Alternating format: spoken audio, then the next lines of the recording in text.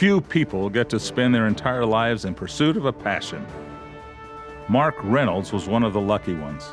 His passion was aviation, and he had a distinguished career in the United States Air Force and later as chairman of the Aerospace Heritage Foundation of Utah, where he contributed greatly to the growth of the Hill Aerospace Museum. Born in a small town in South Dakota, Marc Reynolds grew up during the height of World War II.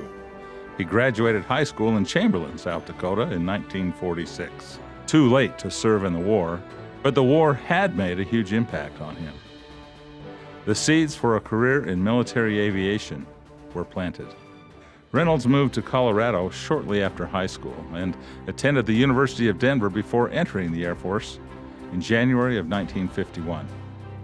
He was commissioned as an aviation cadet after completing a year of pilot training. In 1961, Reynolds began flying reconnaissance missions in an RB-66 with the Royal Air Force in England.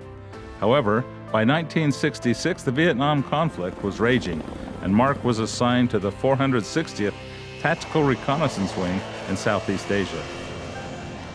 There, he flew the RF-4C, a reconnaissance variant of the legendary F-4 Phantom.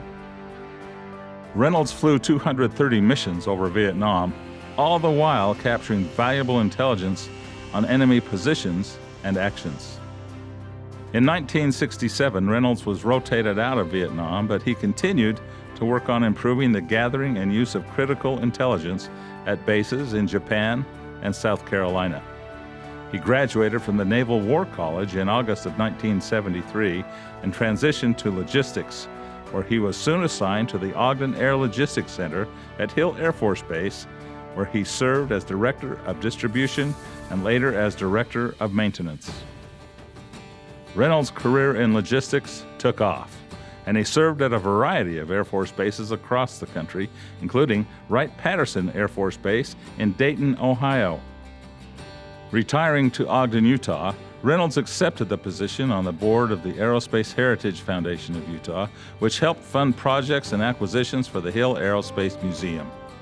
He later rose to become the board chair, and under his leadership, the museum was able to expand dramatically.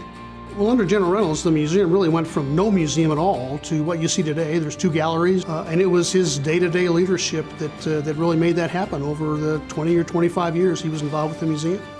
Acquiring and restoring aircraft was an important part of the foundation's job. Reynolds relished this task. Under him, we acquired the P-38 off of Bull Deer Island and the B-24 off of Great Sitkan Island, and then that was a very complex effort. Of course, that took financing, getting the money to do that, and that's what Marc did an awful lot of. Of the 90 aircraft in the collection today, I think Marc Reynolds was probably responsible for about half of those aircraft. Marc Reynolds was committed to his country and to aviation. When he passed away in 2014, he left behind a legacy that stands both as a monument to aviation and to Reynolds' own passion for flight. When it was decided to create a new education center within the Hill Aerospace Museum, it was fittingly named the Lieutenant General Marc C. Reynolds Aerospace Center for Education. It's a great honor that he certainly deserves. He was a very humble man. He was a great gentleman, and I think he would be humbled by this honor that he's been accorded, which he richly deserves, by the way.